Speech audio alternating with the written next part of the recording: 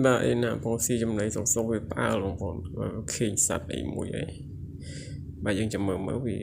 ឃើញសត្វអីបាទ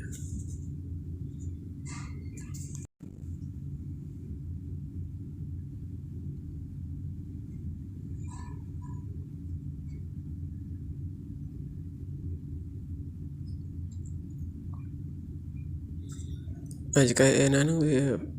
ដល់ជាក្រុមបងប្អូនវាប្រកែចាប់ដែរវាមានមិត្តវាធំដែរបងប្អូនបាទទម្ងន់វា70គីឡូ80គីឡូអីដែរហើយកម្ពស់វា6 7ទឹកវិដី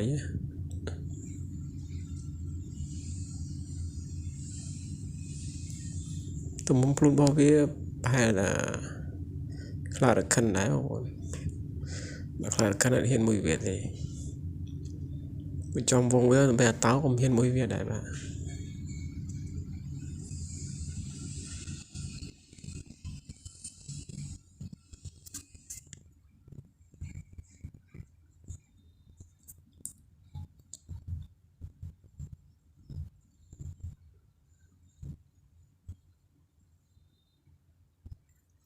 មានតែមើលមានអីមកតដើមវាអត់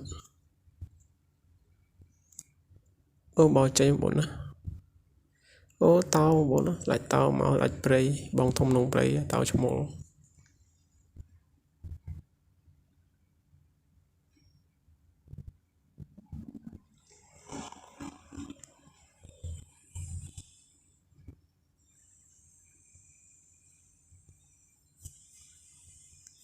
បាទតោពេលខ្លះអីណាតដើមចំណីវាដែរបងប្អូនតដើមគ្នាតដើមទៅតដើមមក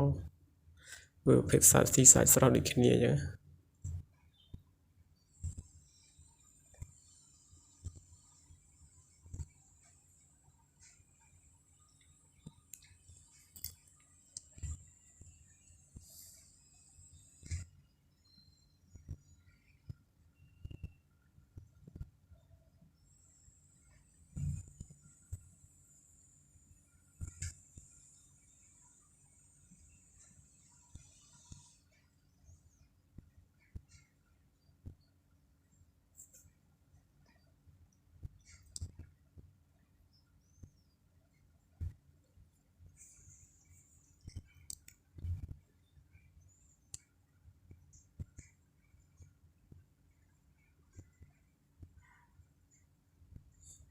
តោមានវាធំបងប្អូនណានៅទម្ងន់វាក៏ធ្ងន់ដែរធំមែនតើអាចដល់200គីឡូ